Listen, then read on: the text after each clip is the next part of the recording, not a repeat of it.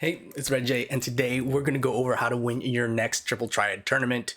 This is going to be the main tournament that pops every other week here, and it's going to be different than the open tournaments with the draft system. If you're interested in that, particularly, I have another video on that covers that, so go ahead and check that out.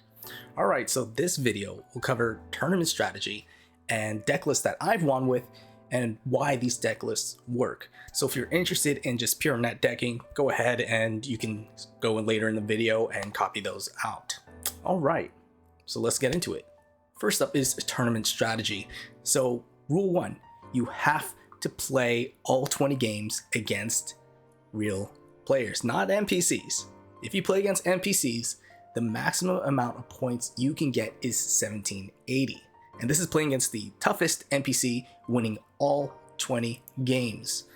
And our goal is to get first, or at least top 3, because in the top 3, you're guaranteed a tournament exclusive card, and that's going to be kind of our goal that we're shooting for here.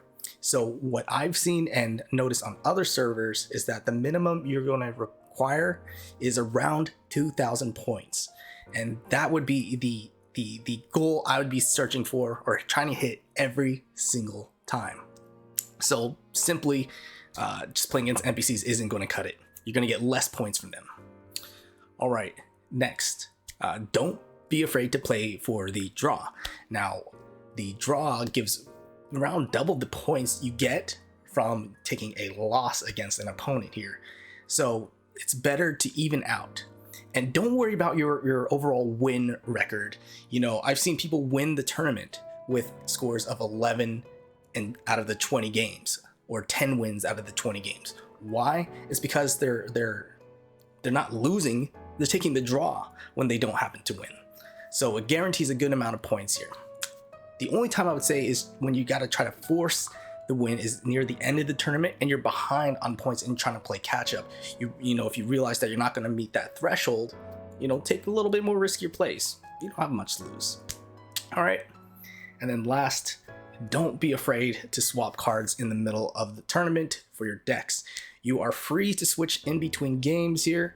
And, you know, for some reason, if something's not working out or you see a strategy that continues to beat you, just change.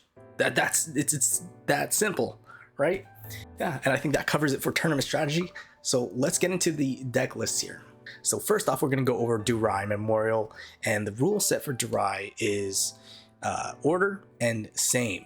So when you build this deck here, make sure to put the cards in the exact same order, otherwise it's not going to work out. All right, first off, we have Hilda, Shiva, the Griffin, Therion, and Asahi. All right, so let's get into tournament strategy for Durai Memorial here. All right, so the way we start off with our opener is that we want Hilda ideally in the top right corner here. Again, 3-star cards, most powerful number on them is 8, and the best place to place them are in the corners because they are the most easily defensible place with only 2 attack vectors. Otherwise, you know, you don't get the same area coverage as you do with a 4-star or 5-star card that can really push the tide of battle in the center or cardinal areas here.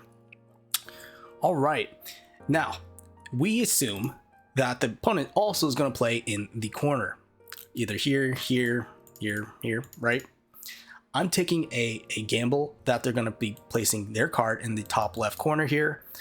So that way I can surprise them with an early same play with Shiva taking over the entire top row. Now, this is a strategy that has worked out for me. Sometimes you're going to see trends where people, you know, are placing their corner cards early on, say down here or down here. If so, you could just swap out these 2 cards so that it matches that strategy and you can capture the cards all the same here.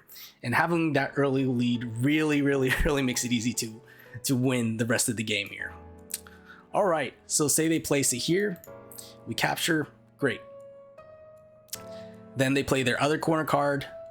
We're looking to place Griffin ideally here, and the reason why we have Griffin first up here is because it doesn't conflict with the top row. Okay, plus if they happen to play any card here on the sides for some reason, we can use Griffin to capture with same with the help of Shiva and the card here. Okay, and that is a small trap as well too. Next, we have Therion, which is one of the most powerful 5-star cards I think in this format. And the reason being is that because 8s are king in this format, they are the standard. We're gonna beat them with 9s. We don't need to go, have the aces. That's just overkill, right? And aces only reflect 2 sides of the card in all the 5-star cards. This takes care of 3 sides. Okay, so we have the flexibility of placing Therion here or in the center. And if for some reason we lose, control of any of the cardinal areas, we're going to have a massive swing. Okay. The only thing that Therion is weak to is another 5-star card. So pretty much Therion's a solid play all around. And then we play Asahi wherever he fits in last. Hopefully, we've already won the game by then. So that's the general strategy for this deck. All right, next up we have a Rowenna deck and a Spinner's Pull deck. So Spinner's Pull, the rule set is 3 open and swap.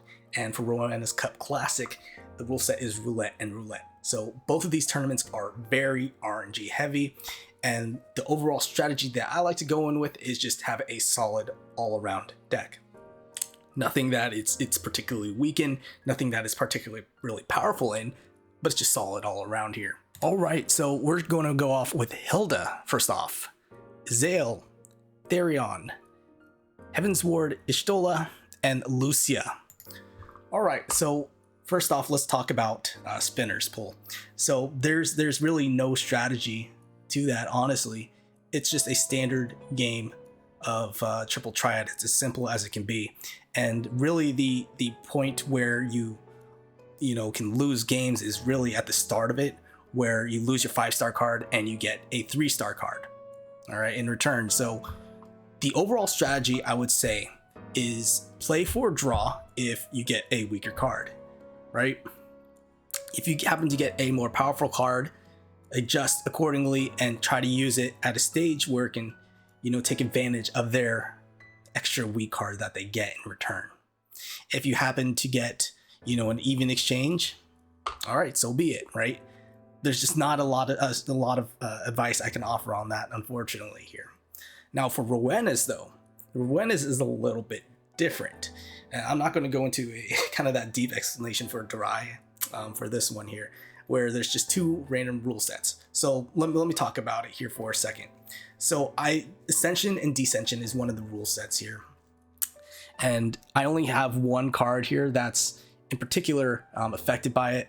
Now, the reason why I have just 1 is because in the case of Descension, I'm not going to be super upset if I happen to have an 8/8 corner card for Y'shtola where it kind of gets downgraded into a 3-star card, which is why I have Hilda, Izale, Lucia, and Y'shtola all in different corners, targeting it, that you can place them in. So that's kind of why. And then if it happens to be Ascension, now I just have a free ace in the corner. So I don't want to put all my eggs into one basket here. Next, let's talk about Reversal, where the lower number wins here. So pretty much the only weak card that you have here is Therion. And the way you play this out is that essentially you're looking to place, these corner cards first in to secure the area best as possible, and then throw Therion at the very last second here, just to get your last card out of your hand here. But you really want to avoid playing that at all possibilities here. And then last is Order that I want to specifically talk about here. So we're not doing anything necessarily tricky with like the Durai Memorial here, but this is just a solid order all around. Again, we want to take over the corners and then at the top, and then that way it doesn't interfere with Therion coming at the bottom or middle row here. And then we're going to follow up with the lower corners as a follow-up to Therion, just so if they happen to play their lower corners first, we take advantage of that. All right, and I think that does it for this deck. All right, next we have Manderville Tournament of Champions. The rule set for this is all open and plus. All right, so they're going to be able to see everything, and I think this is the single most intensive tournament, strategy intensive tournament, because you have all the information in front of you. All right, so here's the deck list. We have Roundrox, Estinian, Izale, Innocence, and Therion. So let's get into the strategy for this deck in particular. So Manderville Plus actually has a couple different strategies, but this is the first one I'll go over. So again, like the other decks, we're looking to capture the corners right off the bat here. Now, the reason why we have Roundrox in particular for this deck instead of say Hilda, which we normally open with, is because in the plus format, you really want to take advantage of cards that have similar numbers. Okay, say we have Izale and Innocence on the board, right? And these are our opponent's cards. We could place Roundrox right here in the center with a 2/2 to match their 8/8s in order to flip both here. So this gives just a little bit extra flexibility in being able to take opponent's cards by matching up the numbers here. All right, let me go back here. All right, and so that's kind of the reason why we play Therion as well too, instead of a ace card, because really the way you win Manderville Plus is not through just sheer raw number power. That is, it happens, but the way you really win is by taking advantage of the plus feature. Okay, that's why we have Innocence here, so it matches 3 different sides. All right, now I still say that we still want powerful 3-star cards that take over the corners.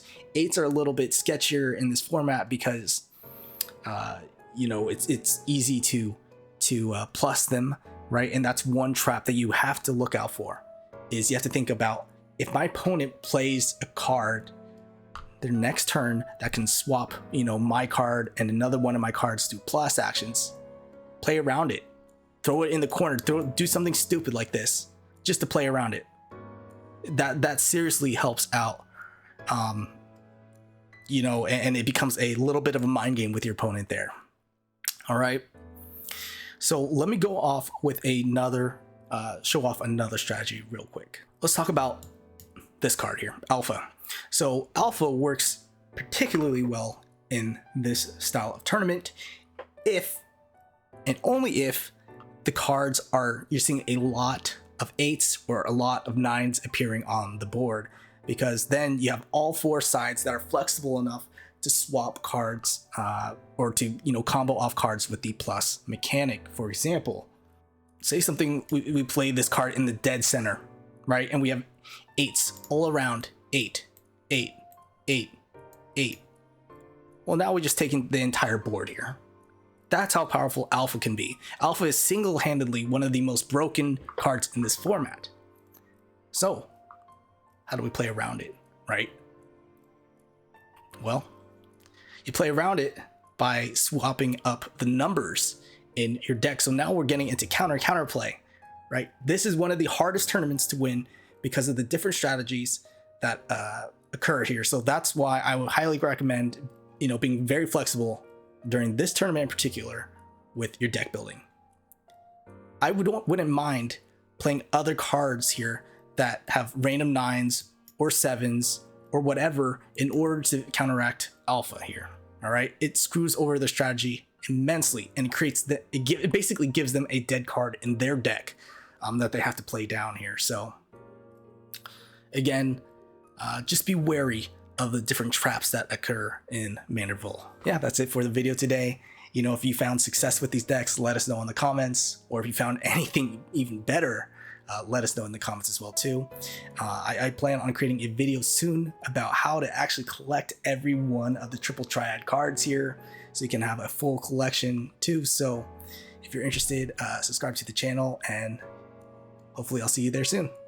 Thanks.